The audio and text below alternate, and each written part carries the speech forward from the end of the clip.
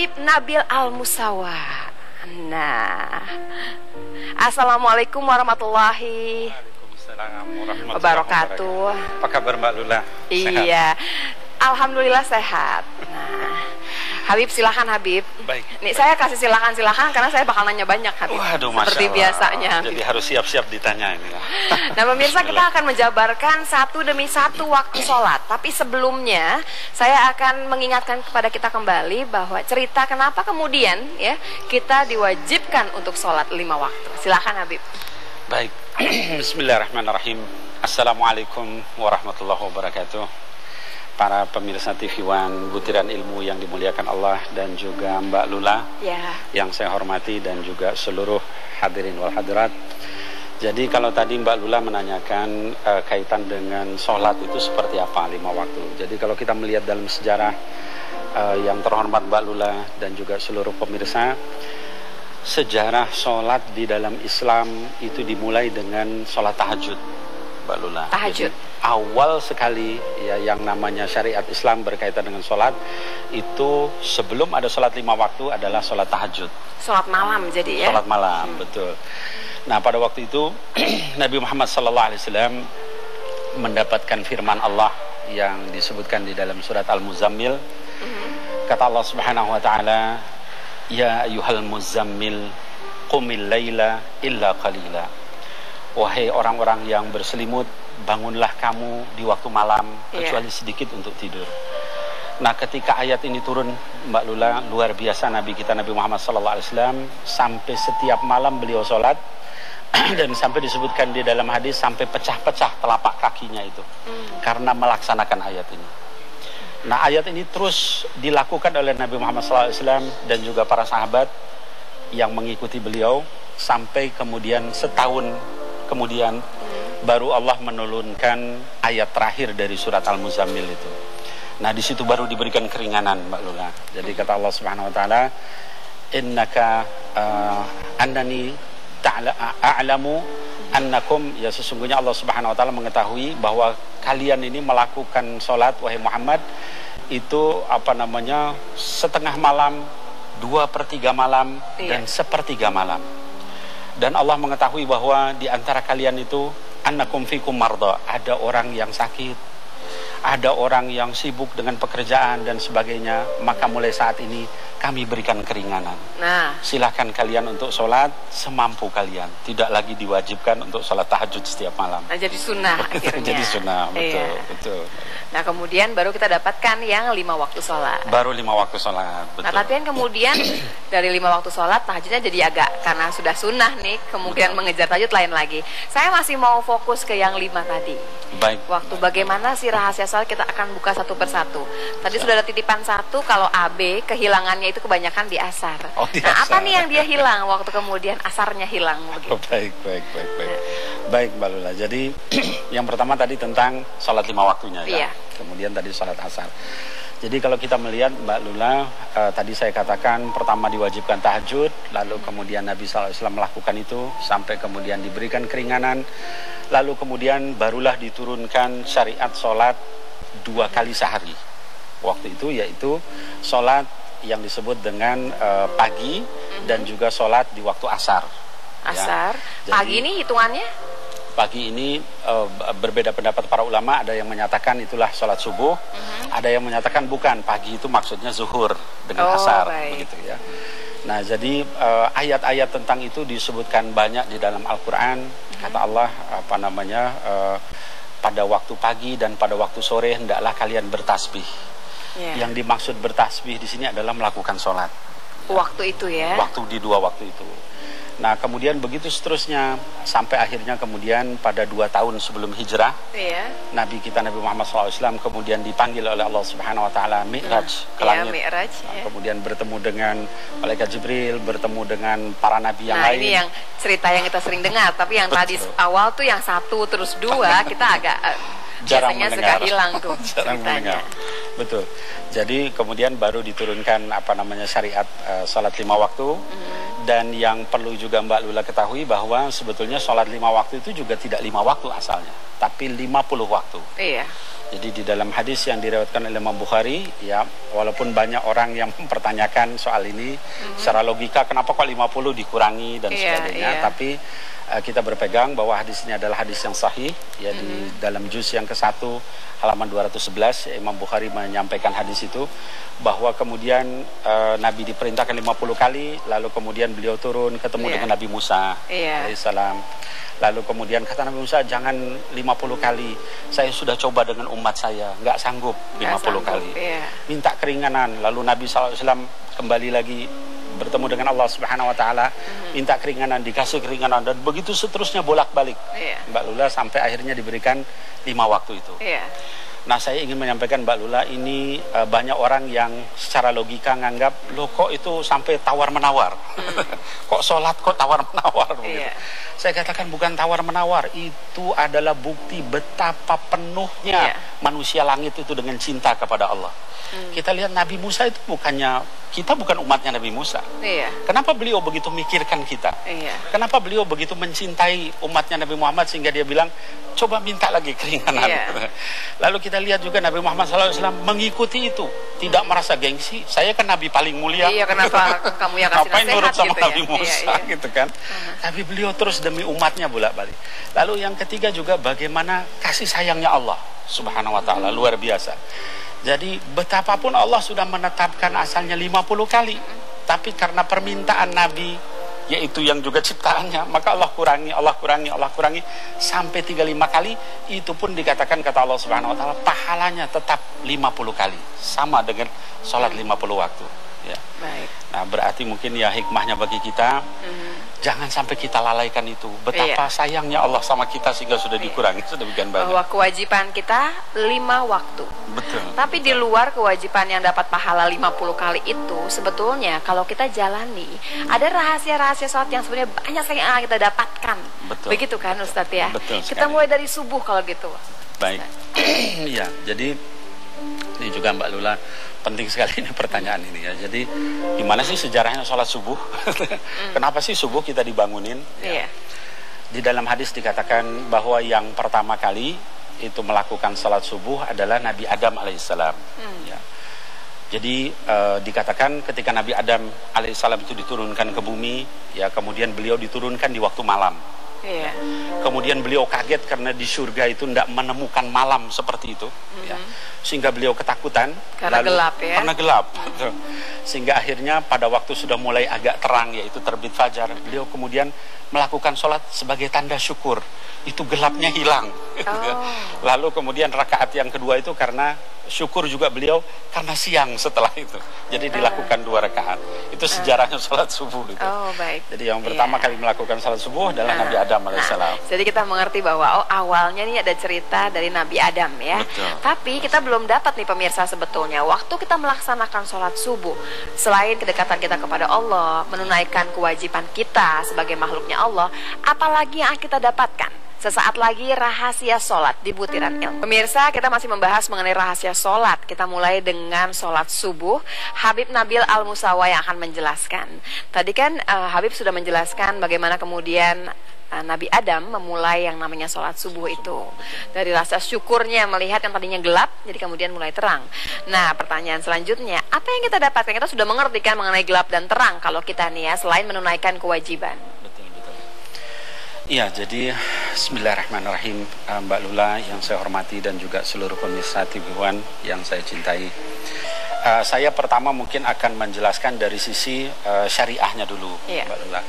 Bahwa kita mengetahui waktu pagi itu adalah waktu yang paling baik di mana kandungan oksigen sedang bagus-bagusnya. Betul. Kemudian dalam keadaan suasana alam itu sedang bersih luar biasa. Yang namanya polusi segala macam itu sudah naik pada saat siang hari dan sebagainya, tapi pada saat subuh itu sedang baik-baiknya. Nah, kemudian yang berikutnya orang baru bangun. Orang baru bangun, yang pertama dia lakukan adalah langsung dia mensucikan dirinya, berwudu, lalu dia menghadap kepada Tuhannya.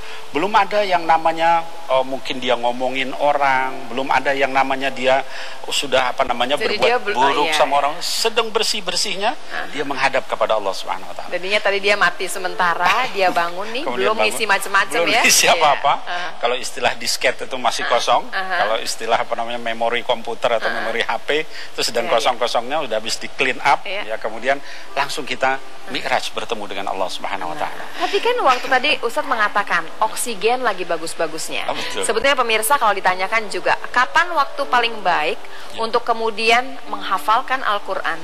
Kapan waktu paling baik untuk kemudian kita berpikir dengan cara yang benar dan lurus? Itu adalah waktu setelah subuh. Jadi maksudnya setelah sholat subuh, itu adalah waktu yang paling baik. Paling baik, betul sekali Mbak Lula. Nah, jadi sayang sekali kalau kehilangan subuh. Nah, kita mengerti nih yang sudah kehilangan subuh, kehilangan apa di sana momennya ya. Bukan olahraga loh pemirsa sebetulnya. Di waktu pagi itu bukan olahraga yang dikejar, tapi sebetulnya banyak sekali yang bisa dikejar yang berhubungan dengan ibadah. Yang kedua, zuhur. Zuhur rasanya sih masih banyak orang bisa mengejar biasanya. Tapi apa rahasia di balik zuhur? Yang pertama saya ingin sampaikan sejarahnya dulu, Mbak Lula. Sejarah yang pertama kali melakukan salat zuhur itu menurut hadis-hadis adalah Nabi Ibrahim alaihissalam. Kenapa? Yaitu pada saat beliau diperintahkan untuk menyembelih putranya Ismail. Ya, itu satu tugas yang sangat berat. Ya, kita ketahui kalau Mbak Lula lihat, salah satu nabi yang cobaannya sangat berat itu Nabi Ibrahim. Setelah kemudian sekian lama akhirnya punya anak, disuruh ditaruh di satu tempat di padang pasir. Ya, terus nggak boleh dijenguk. Sampai dia sudah mulai remaja baru dijenguk, tiba-tiba diperintah dipotong. Luar biasa. Itu kalau kita yang menerima cobaan seperti itu kan luar biasa. Nah, jadi ketika waktu kemudian diperintah untuk menyembelih, lalu kemudian sama Allah digantikan bidhibhin azim, ya, di dalam Quran dengan suatu kambing yang sangat besar. Itu karena syukurnya yang luar biasa kepada Allah Subhanahu wa taala, lalu dia melakukan sholat sampai 4 kali, yaitu 4 rakaat itu. Jadi dia lakukan itu karena syukurnya, pertama dia ketemu lagi sama anak istrinya, yang kedua karena kemudian dia berhasil melakukan perintah Allah, kan dicoba itu. Mau nggak motong? Anaknya kalau nggak mau berarti kan dia turun keimanan. Itu yang kedua. Yang ketiga kemudian diganti oleh kambing. Yang keempat adalah karena kemudian selamat semua anaknya di dalam Islam. Sampai 4 kali dia sujud kepada Allah. Itulah awal sholat zuhur sejarahnya. Nah, kalau untuk kita bagaimana? Kita tahu bahwa waktu-waktu siang itu adalah waktu pertama kita sudah kerja, makan dulu kan. Setelah makan kemudian kerja, itu ada waktu di mana lelah. Pada saat matahari sedang di puncak itu lelah. Artinya cukup banyak waktu kita untuk bekerja dan sebagainya, butuh istirahat. Nah, oleh karena itu maka sama Allah Subhanahu wa taala diberikan istirahat itu untuk kembali ingat Allah. Okelah kamu awal bangun tadi sudah ingat Allah, lalu kamu ingat dunia. Macam-macam kamu kerjakan di pasar, ketemu orang, ngurusin segala macam. Lalu setelah mungkin banyak hal yang kita lihat yang tidak baik, kamu istighfar kembali kepada Allah. Ingat lagi sama Allah. Maka waktu zuhur itu berhenti dulu. Dan kita lihat zuhur itu bertepatan juga waktu untuk lunch. Makanya jadi fisiknya kita kasih makan, Allah mengingatkan ruhnya akal juga dan dikasih hati makan. kita juga didapat di sana, Betul ya. sekali. Jadi semua permasalahan yang kita kerjakan dari pagi sampai ketemu zuhur nih, kita bisa istirahat di sana. Kita bisa ini refreshing ceritanya. Refreshing kalau badan sih gampang tinggal pijet barangkali. Tapi kalau hati sama akal nih yang sebetulnya harus kita kejar dengan baik. Nah, itu kalau kita bicara mengenai zuhur. Kita masih punya asar, maghrib dan isya. Dan titipan saya tadi dari AB adalah asar. Apa yang hilang waktu asar itu kemudian banyak ketinggalan gitu ya Pak Habib ya. Dan pemirsa rahasia sholat bersama Habib Habib Nabil di Butiran Ilmu kali ini memang agak berbeda. Kita membahas mengenai rahasia sholat. Saya sebetulnya pemirsa ingin kemudian menggali lebih jauh apa saja yang kita dapatkan waktu kita menunaikan kewajiban. Maksudnya tambahan yang kita dapatkan yang kita barangkali tidak mengerti atau barangkali tidak sadar begitu ya, dan hati kita. Nah, kalau asar kan di penghujung nih sebetulnya ya, sudah masuk sore. Baik. Bismillahirrahmanirrahim. Yang terhormat Mbak Lula dan juga seluruh pemirsa TV One yang dimuliakan Allah. Tadi setelah zuhur kita kemudian lunch, fisik kita dikasih makan, lalu kemudian juga ruh kita dikasih makan, sehingga selalu Islam itu seimbang, seperti dua sisi mata uang.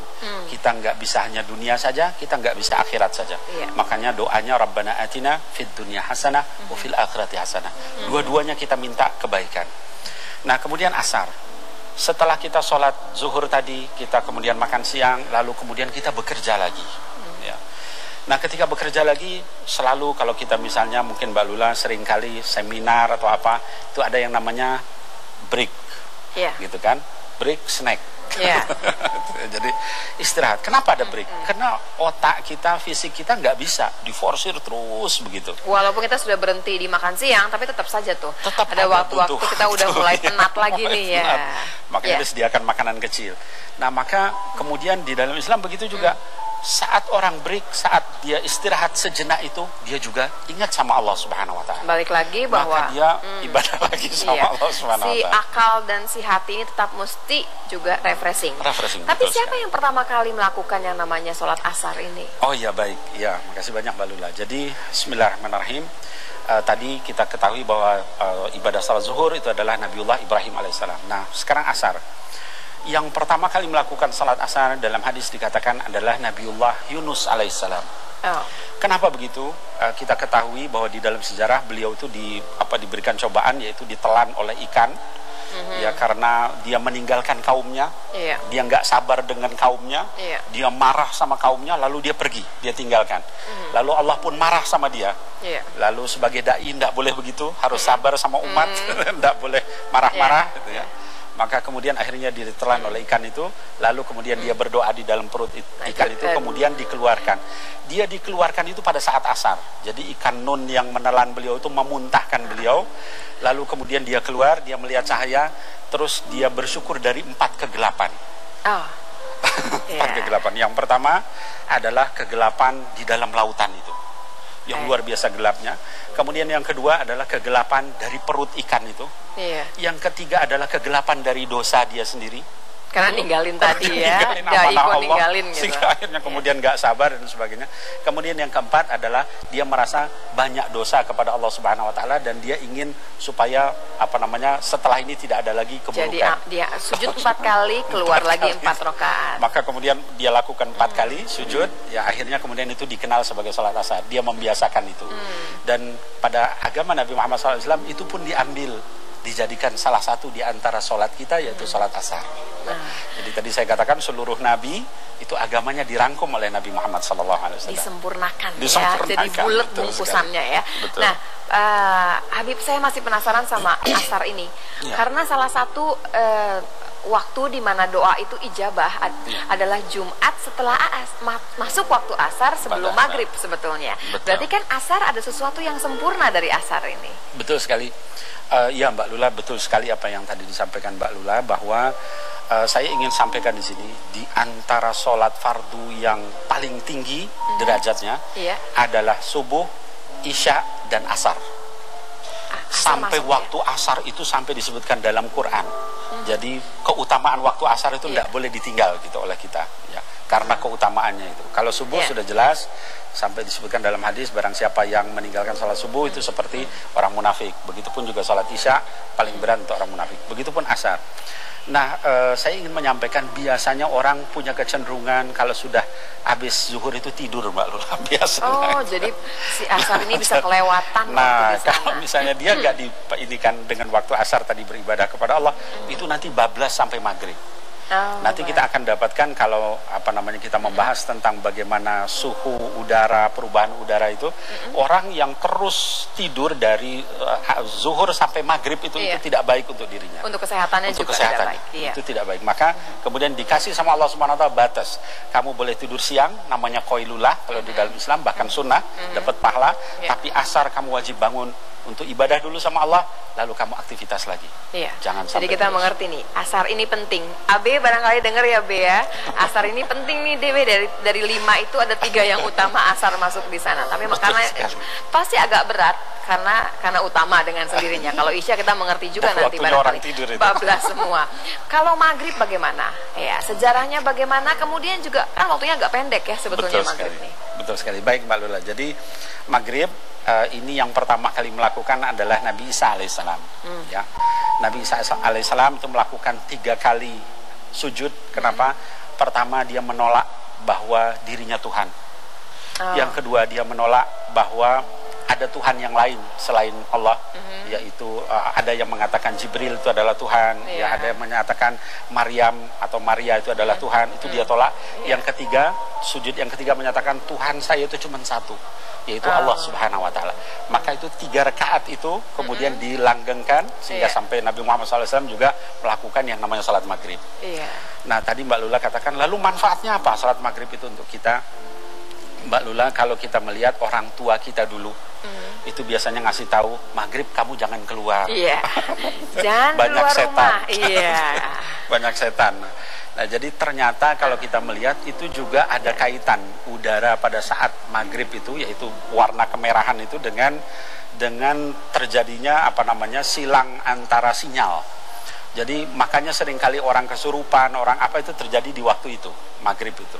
Karena disitulah mohon maaf ya kalau di dalam ini tuh alam supranatural itu masuk ke alam yang ada itu pada saat itu. Bersinggungan ya bersinggungan. di waktu itu. Nah dari maghrib ke malam itu adalah kerajaan mereka biasanya.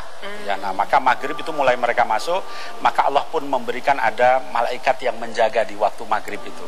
Nah maka kita disunahkan pada saat itu kita beribadah kepada Allah supaya kita nggak diganggu sama sinyal-sinyal yang nggak baik tadi itu. Baik. Itu diantaranya. Jadi ada penting juga loh maghrib sangat itu. Penting. Bahkan nanti mungkin Mbak Lula bisa buktikan secara kesehatan, tapi yang jelas ada hadis yang menyatakan barang siapa yang tidur dari asar sampai lewat maghrib itu dia akan cenderung nanti kurang sehat ingatan.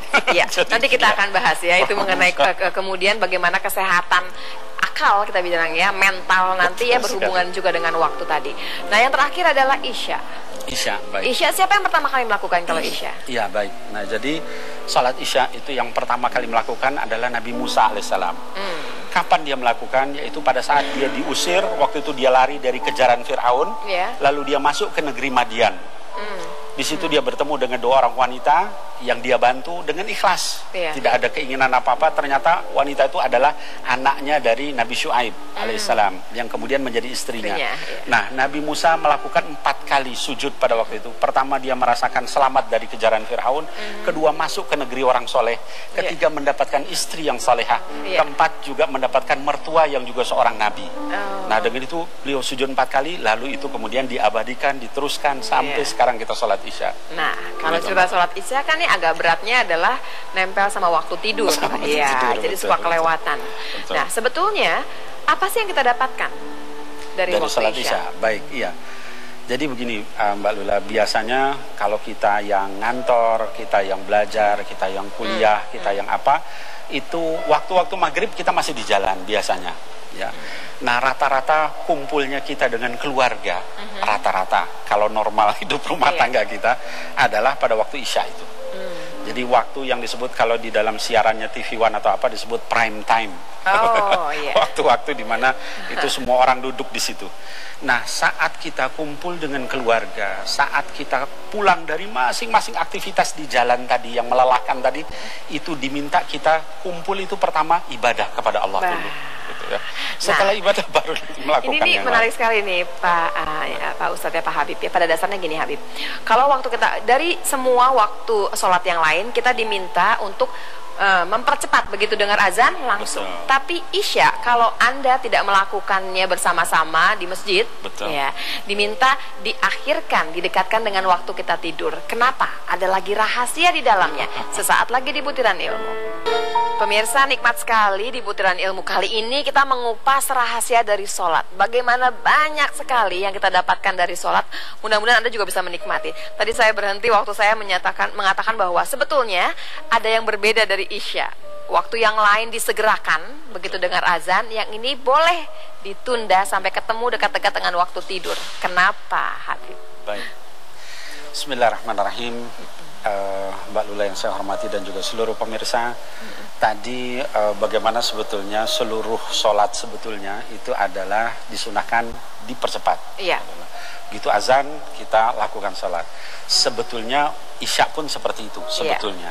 Nah, tetapi Nabi Muhammad SAW menyampaikan bagi kalian yang mau menunda waktu isya itu dibolehkan sampai sekitar tengah malam. Dalam satu hadis dikatakan begitu.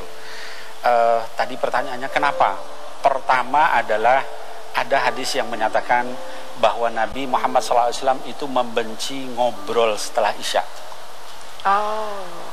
Mungkin nanti kita pertanyakan lagi, loh kok kenapa? Kok kita nggak boleh ngobrol habis isya? Bukan nggak boleh ngobrol, tapi Nabi kita SAW ingin membimbing seluruh umatnya itu agar kata-kata terakhir yang dia ucapkan itu adalah hubungan dia dengan Allah, ngobrolnya dia dengan Allah Subhanahu wa Ta'ala. Sebetulnya kita baru tidur setelah itu itu kan dia tidur.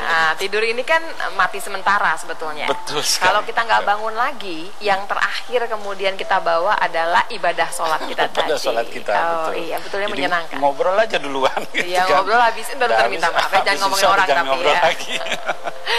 Habib, tapi kita mau membahas sekarang lebih jauh mengenai gerakan. Ini kan gerakan-gerakan sholat kan indah sekali sebetulnya. Betul. Tapi kalau dikerjakan dengan benar. Betul. Nanti kita juga apalagi bicara mengenai sujud. Nanti sujud belakangan barangkali ya. Kita mulai dari awal. Bagaimana Habib? Azan itu rahasianya adalah kita merasakan begitulah nanti panggilan seperti azan itu yang akan dipanggil ketika kita di padang mahsyar nanti kumpul. Allahu Akbar, Allahu Akbar. Maka satu persatu orang itu datang ketemu dengan Allah, lalu ditanya, kamu begini, kamu begini, kamu begini. Jadi ketika kita dengar azan, itu perasaan seperti itu yang harusnya ada. Oh, nanti kita dipanggil kayak begini, cepat kita segera. Karena nggak punya ilmunya, nggak mengerti rahasianya, kita dengar azan, cuman artinya, oke, panggilan nih sudah masuk waktunya. Betul sekali. Betul. Nah Habib, ini baru gerakan yang awal kan? Ini gerakan-gerakan seperti Allahu Akbar atau mengangkat. Semua ada maknanya. Semua ada maknanya. Saya paling ingat sekali adalah bahwa kalau kemudian ya seorang ibu hamil dan hamilnya tuh sungsang, yang disuruh sama dokternya adalah sujud. Nah, sujud kemudian si anak akan berputar nanti, jadi kepalanya nanti akan jatuhnya di sebelah bawah. Betul. Dan kakinya sebelah atas. Sungsang itu kita kejar dengan. Dan satu lagi barangkali pemirsa mungkin sering dengar juga, waktu kita bersujud itu sebetulnya darah itu berjalan paling banyak di otak. Jadi otak kita itu makin sering sujud, oksigen makin banyak ke otak kita. Subhanallah. Masya Allah. Apa yang kita dapatkan di sana? Banyak. Karena sebetulnya beberapa menit saja si otak itu kurang oksigen, ya, otak kita fungsinya sudah tidak sempurna. Kemudian banyak yang kehilangan juga kemampuan kita bergerak dan semuanya, cuman karena oksigen tadi. Yang kita bisa kejar dengan bersujud. Itu dari ilmu kesehatan yang sudah dibuktikan. Masih banyak lagi yang belum dibuktikan, Habib ya. Apalagi Habib, supaya pemirsa di rumah mengerti ini, kita mengerjakan sholat, menunaikan kewajiban, bonusnya banyak dari Allah. Baik. Setelah itu kita menghadap kiblat. Kiblat ya. Kenapa begitu? Itulah pada saat kita nanti menghadap Allah Subhanahu wa Ta'ala. Sholat kita di dunia itu menghadap Allah, tapi nanti ketika kita berhadapan betul dengan Allah, kita merasakan sebelah kanan cuman pahala kita, sebelah kiri dosa kita, di belakang umat seluruhnya melihat, di sana neraka sama Allah. Nah, pada saat berdiri itulah kita harus merasakan seperti itu. Makanya Mbak Lula, ada beberapa sahabat yang baru berdiri itu pucat pasi wajahnya. Ditanya sama yang lain, kenapa Anda, ya salah satunya misalnya cucu Nabi Muhammad SAW, Al-Hasan, itu kalau misalnya berdiri sholat langsung pucat. Kenapa? Tahu nggak kalian kepada siapa saya menghadap? Gimana kalau saya salah? Ini pencipta langit dan bumi. Ya, jadi pada saat berdiri itu seperti itu. Makanya kalau kita seperti itu, nggak mungkin kita nggak khusyuk ketika sholat. Ya. Itu pada saat berdiri menghadap. Lalu kemudian takbiratul ihram, Allahu Akbar. Pada saat kita bicara Allahu Akbar itu di dalam hati kita, selama ini yang akbar itu siapa? Cuma Allah. Apa Allah? Apa hawa nafsu kita? Atau kekuasaan? Atau harta? Atau yang lain-lain? Saya akan tanya lebih jauh mengenai bagaimana khusyuk itu akan memberikan juga tambahan kepada kita. Betul. Bagi pemirsa, masuk di penghujung acara Butiran Ilmu, saya masih pengen membuka banyak sekali dari rahasia sholat. Apa gunanya tepat waktu? Apa gunanya berjamaah? Sama sebelumnya tadi juga yang belum selesai kita selesaikan ya Habib. Baik, ya. Bismillahirrahmanirrahim. Yang saya hormati Mbak Lula dan juga seluruh pemirsa TV One yang saya cintai. Ya, jadi yang pertama tadi Mbak Lula tentang masalah tepat waktu itu apa? Saya nih Mbak Lula, saya bukan di jurusan agama. Saya kuliah S1 saya di pertanian, S2 saya di sosiologi, PB. Ya, Habib, pertanian ya Habib ya? Bukan agama. Tapi lebih bersyukur pasti. Lalu kenapa saya bisa jadi seperti ini? Mengetahui dalil segala macam. Karena saya membaca bagaimana sejarah Islam itu adalah orang-orang yang sangat disiplin waktu, Mbak Lula. Salah satu contoh misalnya kalau kita melihat semua ajaran Islam itu dikaitkan waktu. Ketika Allah bicara tentang salat, kata Allah, inna salata kanat alal mu'minin kitaban mauquta. Tadi ya. Salat itu sudah adalah kewajiban yang ditetapkan bagi muslim, waktunya sudah tepat. Ketika Allah bicara tentang saum, puasa, itu Allah katakan ayyamam ma'dudat. Puasa itu, Ramadan itu adalah hari-hari yang juga sudah kami tetapkan. Ketika Allah bicara tentang zakat, Allah katakan yauma hasadihi, zakat itu kami berikan itu sesuai waktunya. Pada saat panenkah, pada saat setahun sekalikah, dan seterusnya. Ketika Allah bicara haji, dikatakan ashhurum ma'lumat. Haji itu bulan yang sudah ditetapkan. Islam itu penuh dengan aturan tentang disiplin waktu. Kalau kita temu orang Islam, ngaku Islam, tapi kemudian sering tidak on time dalam ini, kemana ayat-ayat itu? Belum lagi kita melihat misalnya ayat yang sering kita baca, wal asri, demi waktu, gitu kan. Padahal di dalam Quran bukan hanya wal asri, waktu subuh, was subhi idza tanafas, waktu malam, wal laili idza yaksha, waktu siang, wan nahari idza tajalla. Semua waktu itu. Jadi sebetulnya memang ibadah kita terkait sekali dengan waktu. Sangat ini. Dikasih kesimpulan sedikit Habib supaya kita mengerti bahwa sebetulnya begitu ya, apa yang kita kerjakan, ibadah yang kita kerjakan tiap hari yang namanya sholat. Betul. Menggugurkan kewajiban pasti, perintah Allah pasti, tapi banyak sekali manfaat yang kita dapatkan. Betul sekali. Baik. Iya, jadi pemirsa TV One yang saya cintai karena Allah Subhanahu wa taala, kalau kita melihat tadi baru sebagian kecil yang kita lihat ya, dari kesehatan, dari sisi disiplin waktu, dari sisi batiniahnya. Nah, maka saya ingin menyampaikan di sini ya bahwa ketika sholat itu kita jaga dengan baik secara pribadi, maka kita akan melahirkan pribadi-pribadi yang baik. Ketika pribadi-pribadi itu baik, akan melahirkan nanti masyarakat yang baik juga. Masyarakat disiplin waktu, masyarakat yang takut sama Allah, tidak korupsi, tidak berzina dan sebagainya. Kemudian dari itu bangsanya akan baik. Sebaliknya, ketika Allah Subhanahu wa taala mencabut khusyuk itu dalam sholat dari hati pribadi kita, ini akan berakibat nanti keluarga, masyarakat juga yang jauh dari khusyuk kepada Allah. Setelah itu berakibat nanti bangsa ini juga jauh dari Allah Subhanahu wa taala. Jadi saya ingin sampaikan betapa pentingnya sholat itu di dalam memperbaiki diri, hati kita. Lalu dari hati pribadi ini terlahir masyarakat yang islami. Dari masyarakat ini nanti bangsanya juga akan menjadi bangsa yang baik, takut sama Allah, nggak berani dia untuk korupsi, nggak berani dia untuk hal yang tidak baik, karena dia merasa Allahu Akbar, Allah itulah yang paling besar. Masya Allah. Pemirsa, sebetulnya kita belum membuka seluruh rahasia sholat. Tapi kalau dikatakan sholat adalah taklim yang sempurna, dari sebagian kecil yang kita bisa buka Habib ya, sebetulnya kalau mau disiplin, kalau mau pelatihan yang paling sempurna, sempurnakan sholat kita. Dari 5 waktu tersebut belum pakai sunnah ya Habib ya, kita sudah akan mendapatkan banyak sekali manfaat selain menggugurkan kewajiban. Mudah-mudahan sholat kita selama ini bukan cuma menggugurkan kewajiban, tapi mendapatkan semua manfaat sholat dan rahasia sholat. Terima kasih Habib, sampai ketemu lagi Habib ya, Habib Nabil Al-Musawa. Dan pemirsa, terima kasih banyak, sampai ketemu lagi di butiran ilmu berikutnya. Wassalamualaikum warahmatullahi wabarakatuh. Waalaikumsalam.